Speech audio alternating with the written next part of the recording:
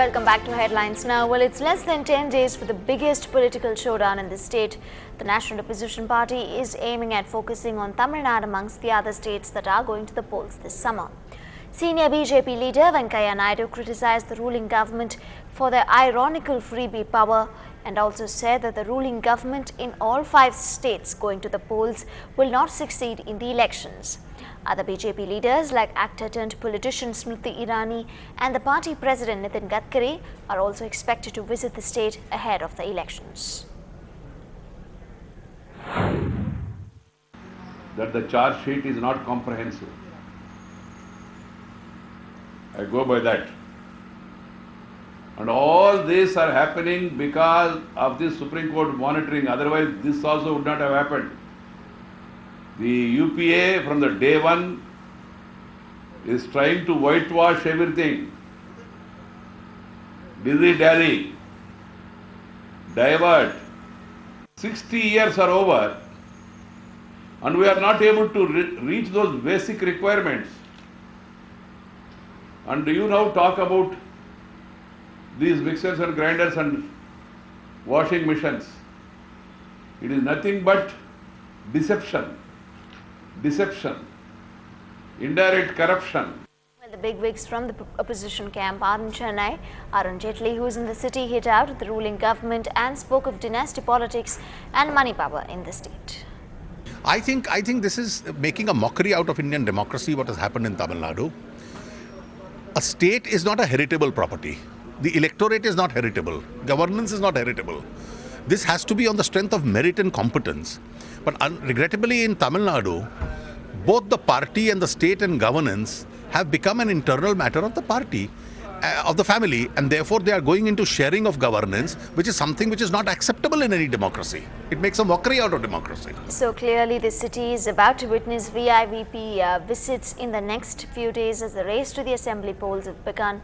The Tamil Nadu Congress Committee met the media today and confirmed the arrival of Ms. Sonia Gandhi tomorrow to Chennai, and she will be campaigning across the state.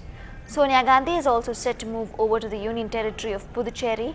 Rahul Gandhi is also slotted to appear in Erode and Karur and address big gatherings in those districts. Well, in less than 10 days to go for the mother of all elections to be fought in Tamil Nadu, under our constituency watch today, we are the newly carved out constituency Kolattur.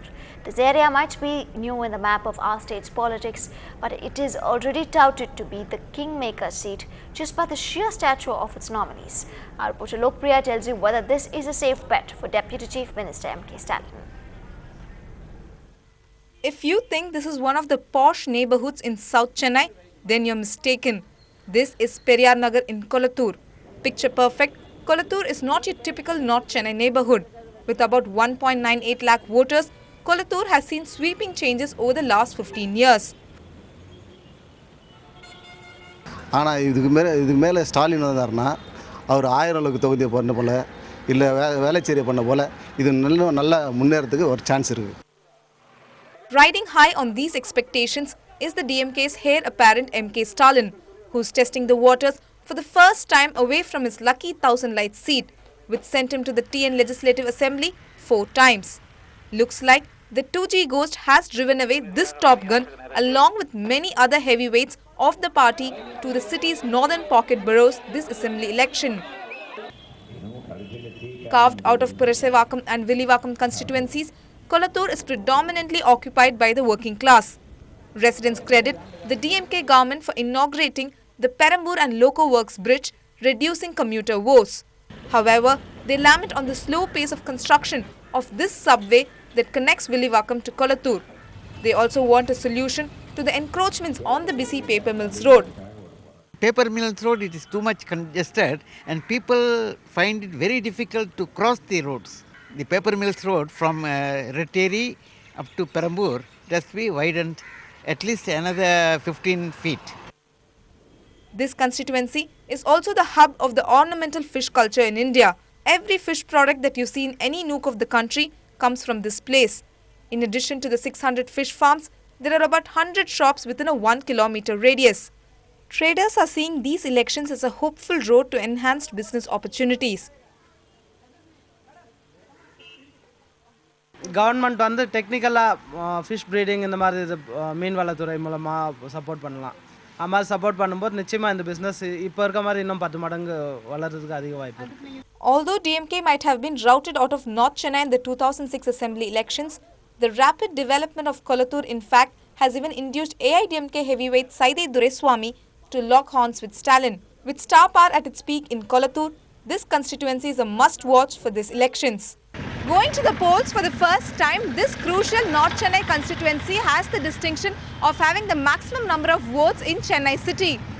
Will Kolattur prove to be a safe bet for the prince-in-waiting of the DMK family? Will his credentials as a Deputy Chief Minister and his charisma help him win votes? In Chennai, Lokpriya, Ndtv-Hindu. Still ahead on headlines now, looks like the Master Blaster has not come out of the World Cup fever. The feeling, he says, is still sinking in.